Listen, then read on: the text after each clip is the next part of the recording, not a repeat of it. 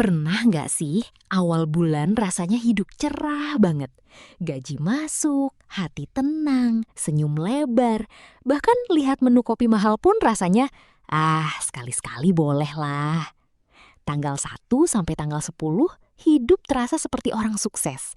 Belanja bulanan lancar, makan di luar masih berani, check out keranjang masih pakai gaya santai. Tapi begitu masuk tanggal 20-an, suasana berubah. Dompet mulai sunyi, rekening mulai malu dibuka. Saldo e-wallet tinggal cukup buat parkir. Dan tiba-tiba kita jadi sangat spiritual. Sering berdoa, ya Allah, semoga nggak ada kebutuhan mendadak sampai gajian berikutnya. Dulu kami juga begitu. Setiap akhir bulan selalu bertanya-tanya, uangnya kemana ya? Padahal rasanya nggak beli apa-apa yang besar. Nggak beli kulkas, nggak beli motor, nggak beli tanah kafling. Tapi kok uangnya habis seperti tersedot lubang hitam rumah tangga. Nah, sebelum kita lanjut, jangan lupa like, komen, dan subscribe dulu ya.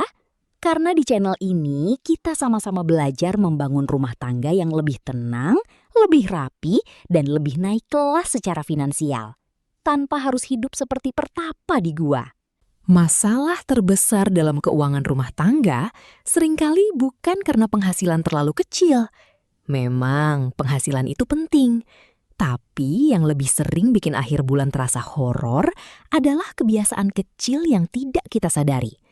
Beli jajanan sedikit, pesan makanan sedikit, tambah kopi sedikit, beli barang lucu sedikit, transfer sana-sini sedikit, top up sedikit. Masalahnya, sedikit kalau dikumpulkan bisa berubah jadi, kok tinggal segini? Di rumah tangga, uang itu bukan cuma soal angka. Uang bisa memengaruhi suasana hati, bisa bikin obrolan jadi sensitif, bisa bikin suami istri saling defensif. Awalnya cuma tanya biasa, uang belanja tinggal berapa? Tapi karena sama-sama capek, jawabannya bisa berubah jadi, loh kok nanya begitu? Aku juga pusing tahu. Lalu suasana yang tadinya adem berubah jadi rapat darurat tanpa notulen. Padahal akar masalahnya bukan selalu boros. Kadang kita cuma tidak punya kebiasaan mengecek arah uang keluar. Kami dulu merasa sudah hemat, tapi ternyata hemat tanpa catatan itu seperti nyetir malam tanpa lampu. Kita merasa jalan terus, tapi nggak tahu sebentar lagi masuk jalan benar atau nyungsep keselokan.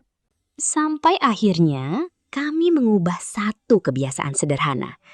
Bukan langsung investasi besar, bukan langsung bikin 12 rekening, bukan juga langsung puasa belanja online seumur hidup. Kebiasaan itu adalah setiap malam kami mencatat pengeluaran hari itu selama 5 menit. Cuma 5 menit. Bukan pakai aplikasi rumit, bukan pakai spreadsheet dengan rumus yang bikin kepala panas. Awalnya hanya pakai catatan di HP. Formatnya sederhana. Hari ini keluar uang untuk apa? Berapa jumlahnya? Masuk kategori kebutuhan atau keinginan? Contohnya, belanja sayur Rp40.000, kebutuhan. Kopi susu Rp25.000, keinginan. Ongkir makanan Rp18.000, keinginan. Popok anak Rp85.000, kebutuhan. Jajan random karena lapar mata Rp32.000. Ya, ini jelas tersangka. Awalnya kami pikir kebiasaan ini bakal ribet, tapi ternyata justru bikin lebih sadar. Karena selama ini yang bikin uang cepat habis bukan satu pengeluaran besar, tapi banyak pengeluaran kecil yang lewat diam-diam. Seperti tamu tak diundang, tapi rajin datang tiap hari. Dari catatan itu, kami mulai melihat pola. Ternyata dalam seminggu, uang untuk pesan makanan bisa lebih besar dari belanja bahan masak. Ternyata kopi yang katanya cuma buat semangat kerja, kalau dikali sebulan bisa jadi angka yang lumayan bikin merenung. Ternyata belanja kecil karena promo seringkali bukan menghemat uang, tapi memindahkan uang dari rekening ke barang yang sebenarnya tidak terlalu dibutuhkan. Nah, setelah tahu polanya, kami tidak langsung ekstrim. Kami tidak bilang, mulai besok nggak boleh jajan sama sekali. Karena aturan yang terlalu keras biasanya cuma bertahan 3 hari.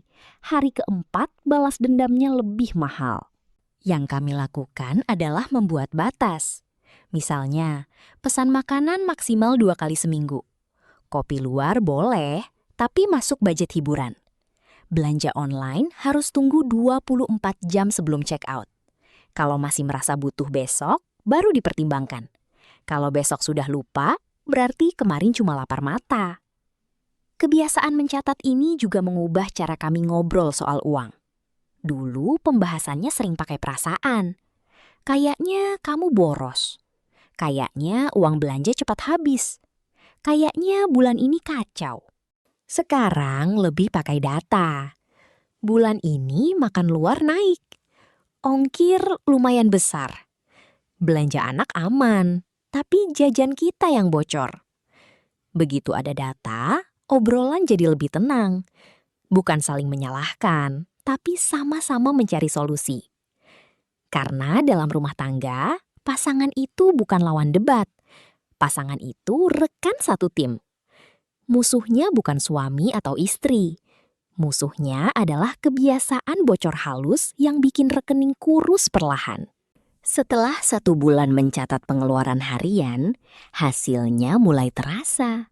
Bukan tiba-tiba jadi sultan, bukan langsung bisa beli rumah cash.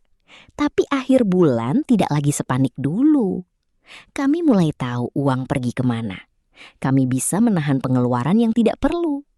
Kami bisa menyiapkan dana sebelum masalah datang. Dan yang paling penting, obrolan soal uang jadi lebih dewasa. Ternyata perubahan besar dalam keuangan rumah tangga tidak selalu dimulai dari penghasilan yang lebih besar. Kadang dimulai dari satu kebiasaan kecil. Berani melihat kenyataan. Karena uang yang tidak dicatat biasanya terasa hilang. Tapi uang yang dicatat bisa dikendalikan. Jadi, kalau kamu dan pasangan sering merasa bokek di akhir bulan, coba mulai malam ini. Ambil HP, buka notes, lalu tulis semua pengeluaran hari ini. Tidak perlu sempurna, tidak perlu rapi. Yang penting mulai dulu. Lakukan selama 7 hari. Setelah itu, lihat polanya. Kamu mungkin akan kaget. Bukan karena uangnya sedikit, tapi karena ternyata selama ini banyak kebiasaan kecil yang diam-diam mahal. Kalau kamu pernah mengalami akhir bulan yang penuh drama saldo, tulis di kolom komentar. Aku mau mulai catat. Jangan lupa like, komen, dan subscribe supaya kita bisa terus belajar bareng membangun rumah tangga yang lebih sadar, lebih tenang, dan lebih kuat secara finansial. Ingat, rumah tangga naik kelas bukan dimulai dari gaya hidup yang terlihat kaya, tapi dari kebiasaan kecil yang bikin hidup lebih terarah.